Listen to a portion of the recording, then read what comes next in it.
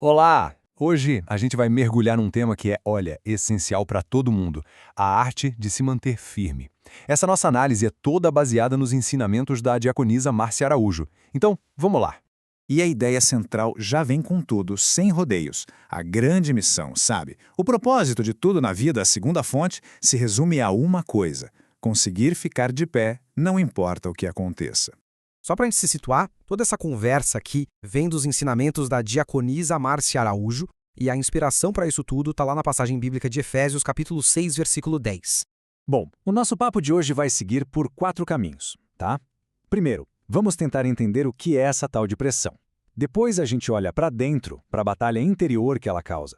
Aí vamos ver uma tática bem interessante, a estratégia de Jericó, e para fechar, a gente fala da recompensa por aguentar o tranco. E vamos começar pelo ponto que é a base de tudo: entender a pressão. Ela é apresentada como a grande força que a gente precisa encarar para conseguir se manter firme, sabe? E esse desafio ganha um nome: o dia mau. Mas atenção, não é um dia específico no calendário, não.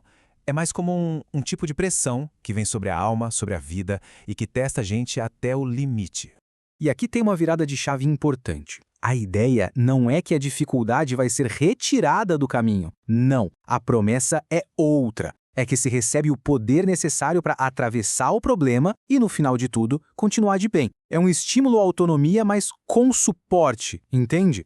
Isso mostra que a pressão tem duas caras, como uma moeda. De um lado, ela pode ser o que nos faz amadurecer, o que nos fortalece, mas do outro, se a gente não souber lidar, ela vira um caos. Ela desorganiza tudo e pode levar, como a fonte mesmo diz, a uma frequência de loucura. E aí que tá o pulo do gato. Aguentar a pressão não é sorte, não é acaso. É como ir para a academia. O que faz alguém ficar em pé é ter os músculos da alma, digamos assim, fortalecidos para isso. É treino, é desenvolver essa resistência. Ok, entendemos a pressão externa. Agora a gente precisa olhar para dentro, para a batalha interior. Porque a fonte deixa bem claro: não existe vitória lá fora se as coisas estiverem uma bagunça aqui dentro. O negócio é fortalecer a base. E quais são os sinais de perigo? Aqueles que praticamente gritam que a queda está vindo. São 3. O orgulho, que já é o anúncio do tombo. A exaltação, sabe aquela coisa de se achar demais? O próximo passo é a destruição. E a pessoa que é dúbia, que vive na dúvida, essa não alcança nada. Para a gente ver isso na prática, a fonte traz um exemplo bíblico que é, muito forte. Caim. Ele é o exemplo perfeito de quem não aguentou a pressão. E não foi do nada, sabe? Foi um processo, uma espiral para baixo. Olha só a sequência. Primeiro, ele não suportou a correção. Daí, isso virou raiva. E a raiva o levou a um ato terrível. O resultado virou um fugitivo. É a receita do desastre, passo a passo. Beleza, já entendemos o problema, a pressão, a batalha interna. Mas e aí? Como se vence isso? Agora vamos para a parte prática, para a estratégia de avanço, usando a metáfora poderosa de Jericó. Quando se fala de Jericó, não é só sobre a história antiga. As muralhas aqui são um símbolo. Elas representam uma estrutura de perseguição profética. É aquele obstáculo gigante na vida que parece impossível de derrubar e que impede a gente de avançar. E aí vem a grande questão, né? Como é que a gente avança? Como se quebra essas muralhas que parecem tão fortes? A resposta para essa pergunta gigante é surpreendentemente simples. Uma palavra: em silêncio. É aqui que tudo se conecta. A gente só consegue entrar numa nova fase, numa nova estrutura de vida, quando consegue silenciar a alma. Sabe aquele barulho interno? Aquela confusão, a ansiedade? Enquanto nossa alma estiver falando desgovernada dentro da gente, a gente continua preso atrás da muralha. O silêncio é a chave.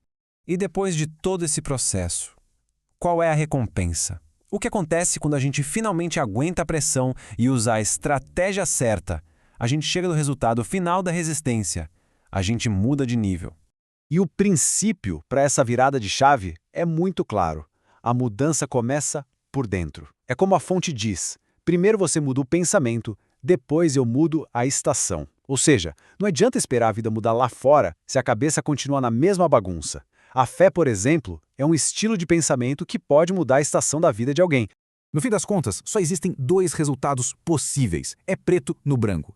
Se a gente suporta a pressão, a gente muda de nível. É um upgrade na vida. Agora, se a gente não suporta, a gente volta para estaca zero. Todo esforço é perdido. E essa capacidade de aguentar o tranco está totalmente ligada ao propósito de vida. A frase aqui é forte.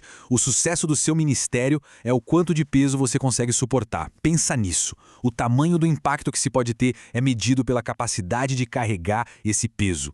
E para a gente fechar, fica uma pergunta bem direta para reflexão. Essa pressão que está aí na vida agora, ela está construindo o quê? Um edifício forte e resistente ou está aos poucos virando uma ruína? Porque no final, a escolha do que será construído é nossa.